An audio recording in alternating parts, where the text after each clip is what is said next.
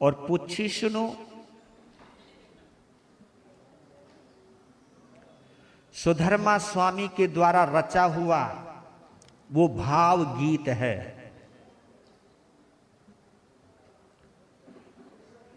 इस भाव गीत के अंदर महावीर को उतार लिया है। महावीर कैसे थे,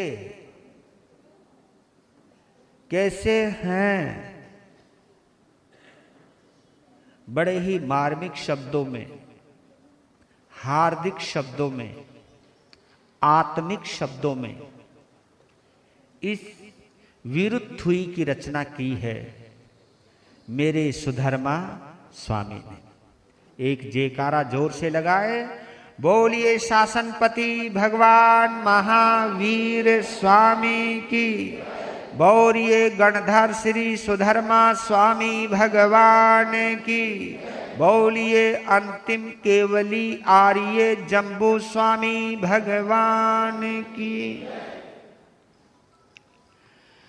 पूछे सोनम समना महनाए आगार नो ये परते थे आए से के इन गंत ये धाम माहो अनिल समसाहु समीखियाए कहम चनानम कहम दंसनम से शीलम कहम नाय सुता से आसे जाना सिनम भिक्षु जहाँ तहनाम आहा स्वयंभू ही जहाँ निसंतम खेयन नये से कुशले महेशी ये अनंत धन से जसम सिनो चक्षु पहे ठियस जाना ही धम्मम च धींच पेहे ओढ़म अहेयम तिरयम दिशासो तसाय जे था वर्जे सेने चनिच ही समीख पन्ने दीवे विधम्मम संयम उदाहो से सौवदंसी अभिभूय नानी निरामगंदे धीमं ठियप्पा अनुतरम सौ जगन शिविजम गंथा अतीते से भूय पन्ने अनि ओहम तरे धीरे अनंत चक्षु अनुतरमता पैसूर्य वा वैरो निंदे वितमम अनुतरम धम मिनम जिनाना नेया मुनिका सब आसुपन्ने इंदे विदेवान महानुभावे सहस नेता दिविनम विशिष्टे से पन्नया खय सागरे वा महोदहेवा वि अनंत पारे अना इलेवा एक साई मुके सके देवा ही वही जोईमम से वीर्येणम परिपुण्य वीर्य सोदन सनेवा नग सौवसे सुरालवासी मुदा गरे से विराय नेग गुणो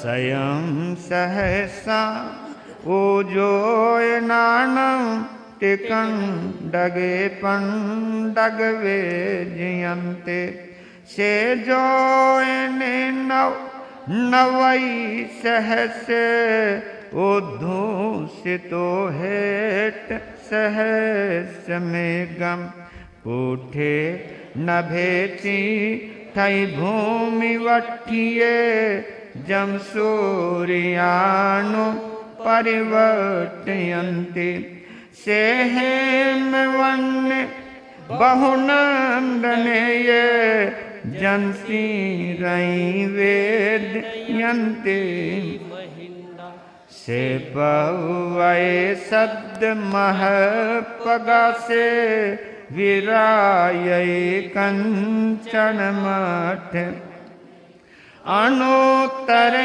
गिरिसूय पौव दुगे गिरी वरे से जलिए विभव में मही मझमी ठिये न गिंदे पन्नायते सूर्य सुद एवं श्रीय उस भूरि वन्ने मनोरमे जो ययचिम सुदर्शन से जसो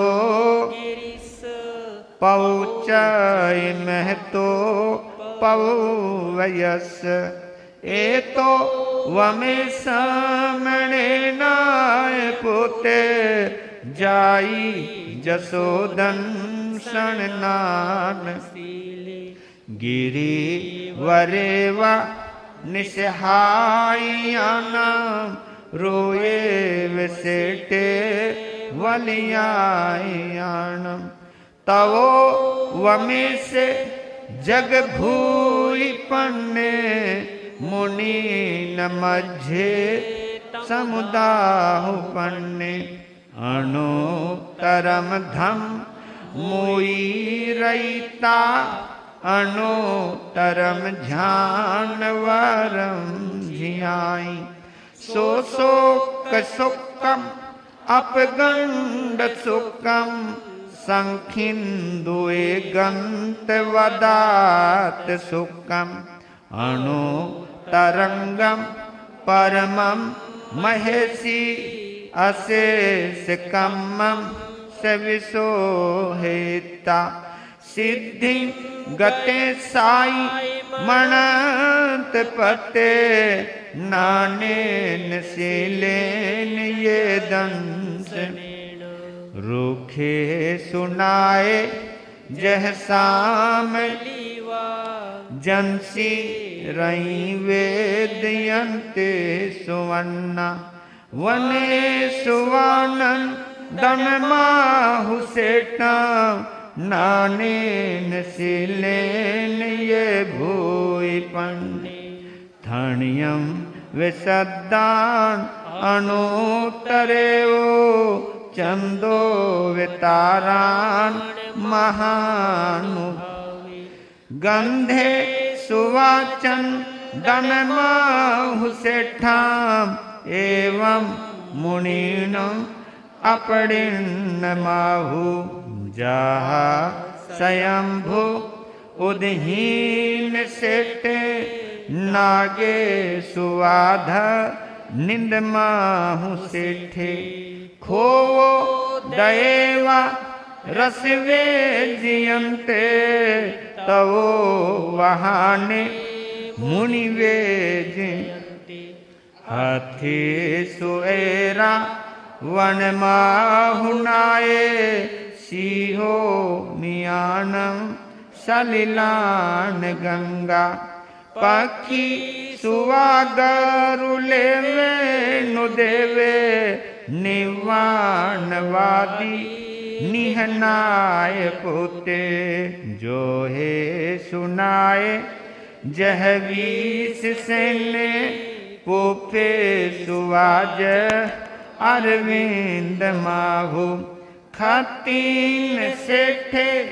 जहदांत वके इसीन सेठे तहवध माने दानान सेठम अभया पयान सचे सुवान वजं वयन्ते तावे सुवा ओ तमं बम्ब चेराम लोगो तमे सामने नाय ठीन सेठा लवसात मावा सभा सुहमम व सभान सेठा निवान सेठा जह सौ धम्मा ने नाय पोता परमार्थी नाने पूढ़े वमे धुनय विगाय गही ने सन्नि हमको वैया सुपन्ने तरियुं समुद्रम च महाभवघम अभियं करे वीर अनंत चक्षु कोहम च मानम च तहेव मायां लोभम च उत्थम अजत दोषा एयानिवंता अर्हा महेशी ने को वये पावन कारवे किरिया किरियं विनियान वायां अन्ना नियानम पड़िय चठानम शेषौ वायम इहवे यिता उवाठिये संजम दी है सेवारिया इथि सराय भक्ते वहाँ नवम दोख खयठी लोगम विदिता आरं परम चे सवं पभुवारिये सौवारम सोचाय धम्मम अरिहंत भाष्यं समाहियं आठ पदो वसुद्धम तम सदहाना ये जनानाओ इंदेव देवा हि आगमी संते हिंदेव देवा हि आगमी संते ते बेनी। बोलिए शासनपति भगवान महावीर स्वामी की। 35वां अध्ययन।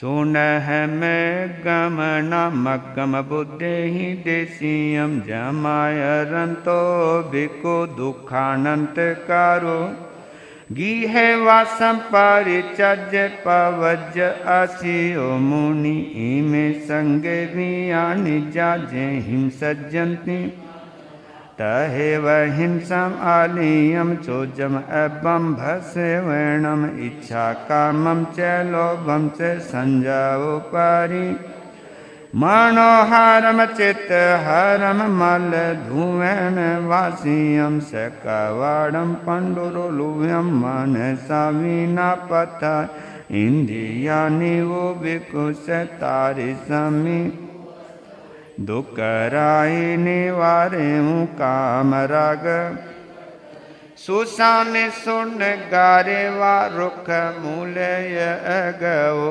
पायरी के पार कड़े वासम तत्वी फासु यमी आना बाहे इथि ही आना भिदुये तत् संकपाए वासम भिक्षु परम न स्वयं गियाय को जाने व अन्य कारय गिह कम समारभ्य भूयानम दिशाय तसानम थावराणम च सुहमान बायराणय तम्हा गिह समारंभम संजो ताहेव भत पान सो पायन पायावन सुये पान भूयदाय अठायन पायन जल धन निशिया जीवा पुड़वी कठ निशिया हमंति भत पान सो तम्हा भिकु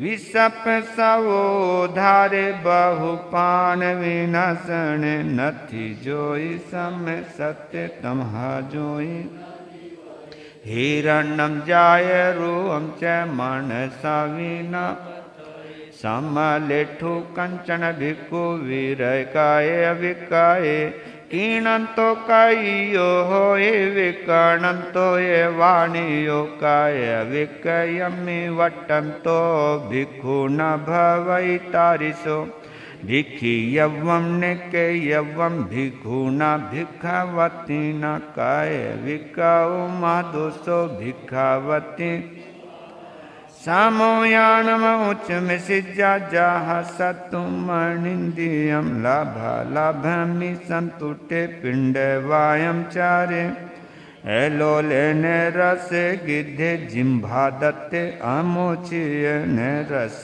ठाए भुंजी जा जव नठाए महमुनि अचनम रायणम चेव वंदनम पूयणम ताहा इद्धि सकार सम्मानम मनसन सुख झानम धियाए जा अनियाने अकिंचन वो सटकाए विहर जा जाओ कालस निजुहियों ने आहारम काल धम्मे वठिय जहि ऊने मानुष बोधिम पाहु दुखे निम्मो निरहंकारो विरागो अनासो संपत्तो केवलम नानम सासयम पारिनिवोयति बेमि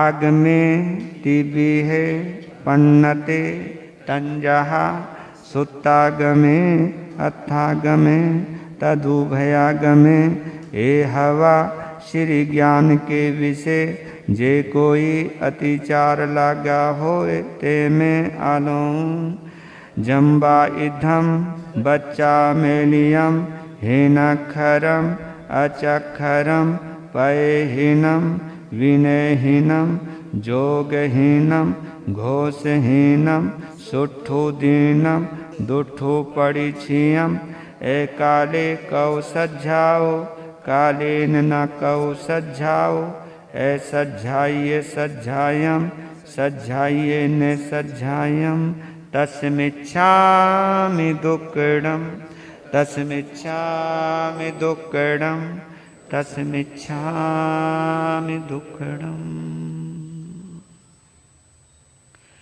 बोलिए शासनपति भगवान महावीर स्वामी की।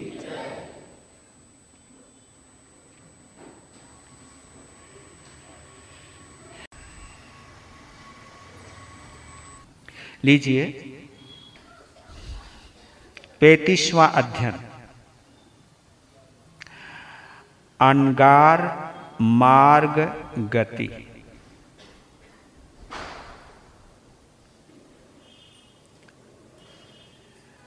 चार लाइनें 4 पंक्तियों में 35वें अध्ययन का सार समझने का प्रयास करते हैं। अनगार बन कर मार्ग में, अनगार मार्ग गति, उसकी व्याख्या है अनगार बन कर मार्ग में पुरुषार्थ हो आचार में मार्ग के परिशेष है आस्वाद नहीं सत्कार में शुक्ल ध्यान में लीन रह के शुक्ल ध्यान में लीन रह के मोह माया को तजे मृत्यु समय से देह को संलेख ना करके तजे मृत्यु समय से देह को संलेख ना करके तजे। अनगार बन के मार्ग में पुरुषार्थ हो आचार में। अगर हम अनगार यानी घर छोड़ दिया है तो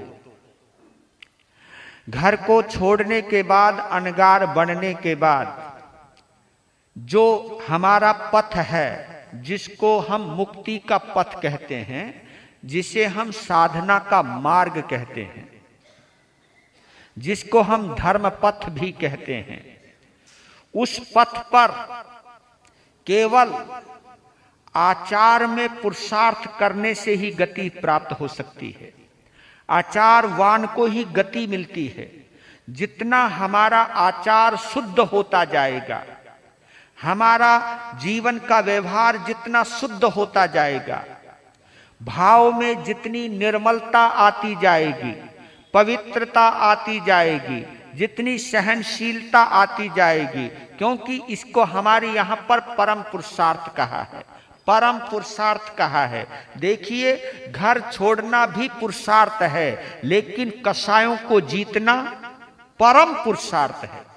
घर छोड़ना भी पुरुषार्थ है, क्योंकि हर कोई घर भी नहीं छोड़ सकता है, लेकिन घर छोड़ने के बाद हमारे जीवन में जितने परिचय आते हैं, जितने उपसर्ग आते हैं, जितनी प्रतिकूलताएं आती हैं, उन प्रतिकूलताओं के अंदर हम संभाव में रहें, ये परम पुरुषार्थ है। हम रस इंद्री को जीत लें, ये हमारा परम पुरुषार्थ है। हम वाणी में संयम रखें, ये हमारा परम पुरुषार्थ है। कैसी भी परिस्थिति आ जाए, मन के अंदर हलचल ना होवे, ये परम पुरुषार्थ है। नहीं तो हलचल होती ही होती है, क्योंकि हम छद्मस्त हैं, और छद्मस्त होने के नाते ये हलचल होती ही रहती है। पर लेकिन गृहस्थियों की बजाय, आगार की बजाय अनगार के अंदर ये हलचल जितनी कम हो उतना अच्छा है, उतना अच्छा है। नहीं तो मुझे कभी कभी लगता है आप लोगों से भी ज्यादा हमारे में हलचल हो जाती है। आप तो फिर भी कहीं ना कहीं कंप्रोमाइज कर जाते हो, कहीं ना कहीं सहन कर जाते हो, लेकिन हम नहीं कर पाते हैं। तो मुझे कभी कभी लगता है कि क्या हम गृहस्थी से भी ज्यादा गिरे पड़े हैं।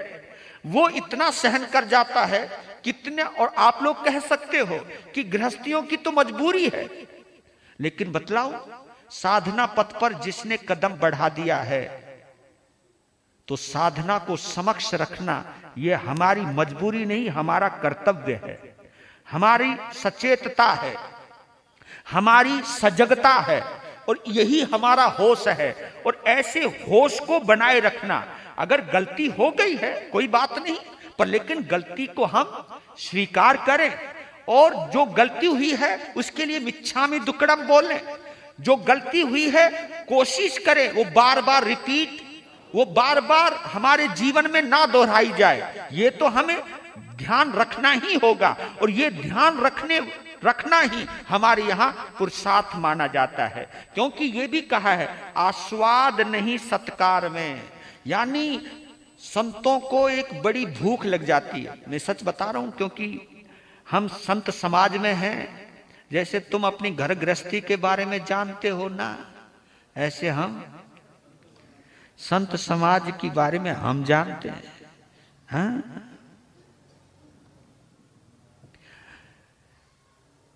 त्याग करने के बाद हमारे अंदर एक बहुत गंदी चीज आ जाती है कि हमें लोगों से सम्मान मिले। क्या मिले? सम्मान मिले। लोग ये कहे, धन्य हो महाराज। ओह, एक संत ने मुझे कहा था, क्योंकि जब ये श्राव कहते ना, धन्य हो महाराज, दिल को इतनी तसल्ली मिलती है कि चलो भाई हमने सही काम किया। तो मैंने महाराज से कहा कि ये धन्य हो महाराज सुनने के लिए आप इतनी कठोर साधना करते हो क्या? ये जो बेले बेले की तपस्या करते हो, मांस खमन की तपस्या करते हो, केवल लोगों से वाह वाह सुनने के लिए करते हैं क्या हम? जो हम इतनी ऊंची क्रिया पालते हैं, लोग ये कहे वाह भाई वाह, बस संत हो तो ऐसा हो। ये सुनने के लिए हम क्रिया पालते हैं, लोगों से सत्कार सम्मान पाने के लिए हम क्रिया पालते हैं। याद रख लेना मेरे बंधुओं, अगर मैं केवल क्रिया इसलिए पाल रहा हूं कि लोग मेरा सम्मान करें, लोग मेरा सत्कार करें, तो उससे अभिमान घट नहीं रहा, बल्कि अभिमान बढ़ रहा है। और अभिमान अगर बढ़ रहा है तो सच कह रहा हूं, जिस दिन तुमने सम्मान देने में कोई कमी रख दी ना, तो एकदम क्रोध भी आ जाएगा। ये बीमारी हम लोगों में है। संतों को जल्दी से क्रोध क्यों आता बताओ? जी तुम क्यों, आप कहो जी हम क्यों बोले, अपनी पोल तुम खुद खोल लो, हमसे काहे को पूछ रहे तुम? तो बात तो सही कह रहे हो। बताओ तुम्हें, संतों को जो बहुत पैसे वाला आदमी होता है ना, तो उसे अपने पैसे का घमंड आ जाता है। जब भी कोई उसके सामने कुछ ऐसी ऐसी बात कहता है, तो वो कहता है ओए हमें मरा हुआ मत समझिए, बेच दूंगा बाजार के अंदर तुझे। वो किस बात पे धौंस दे रहा है वो? क्योंकि उसके पास पैसे की ताकत है, पद की ताकत है, सत्ता की ताकत है। जिसके पास जितना पद, जितनी सत्ता रहेगी, उसके अंदर उतना ही अभिमान रहेगा। और उसकी कहीं से भी थोड़ी सी अवहेलना हो गई तो तुरंत उसको, तो बताओ, जितनी हम ऊंची क्रिया पालते हैं ना, उतना हमारे अंदर अहंकार आता चला जाता है। और वो अहंकार तब प्रकट होता है जब कोई श्रावक और श्राविका उसे अनदेखा कर दे। कहा कि कमाल है, हम इतनी कठोर साधना करते हैं, कोई उठता नहीं, कोई बैठता नहीं, कोई सत्कार करता नहीं, कोई वाह वाह करता नहीं। ये बीमारी है हमारे अंदर भी। इसलिए भगवान महावीर ने 22 परिसों के अंदर ये भी एक परिसह रखा। ये भी एक मुसीबत है भैया, सच कह रहा हूं ये।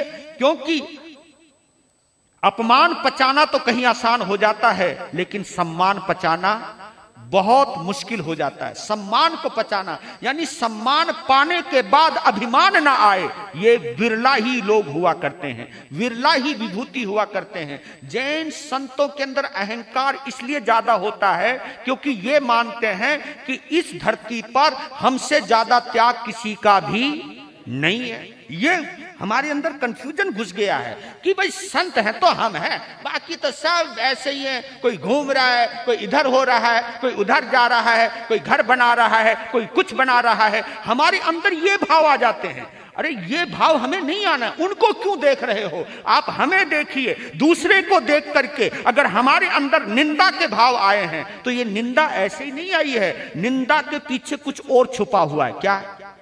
बिना अभिमान के कभी भी निंदा आती ही नहीं है। अभिमान होगा तो ही निंदा आएगी, नहीं तो सहजता रहेगी। बल्कि जो कुछ छोटा काम कर रहे हैं, जिन संतों में कुछ गिरावट है, उनके प्रति निंदा के भाव नहीं आएंगे, बल्कि करुणा के भाव आएंगे। और उनके लिए एक भाव जगेंगे, सद्भाव, कि हे परमात्मा, इनके लिए मैं ऐसी शुभ भावना भाता हूं कि ये अपने संयम में स्थित हों। अपने, नहीं तो ये इसमें भी वही परमात्मा है जो मेरे अंदर परमात्मा है। ये करुणा के भाव आना विनम्रता की निशानी है। निंदा के भाव आना अहंकार की निशानी है। ये सोच लीजिएगा, ये हमें समझना है। तो हम इस लाइन के अंदर यह भी कहा, सुकल ध्यान में लीन रहकर मोह माया को तजे। क्योंकि सच कहता हूं, संतों में अगर सुकल ध्यान आने लग जाए, सुकल ध्यान तो छोड़िए, सुकल ध्यान से पहले क्या है? धर्म ध्यान। धर्म ध्यान यही आ जाए। जब धर्म ध्यान पूर्ण होता है ना, तब सुकल ध्यान में प्रवेश होता है, सुकल ध्यान का स्पर्श होता है। पहले धर्म ध्यान तो आवे, नहीं तो हमारे अंदर भी आर्त और रौद्र ध्यान। क्योंकि कसायों से दो ध्यान जुड़े हुए हैं, आर्त ध्यान और जिसमें क्रोध है, मान है, माया है, लोभ है, मोह है, राग है, द्वेष है, वहां पर दो ध्यान रहते ही रहते हैं। कौन से? आर्त ध्यान और रौद्र ध्यान। और जहां क्षमा है, संतोष है, सहनशीलता है, विनम्रता है, वहां पर धर्म ध्यान रहता है।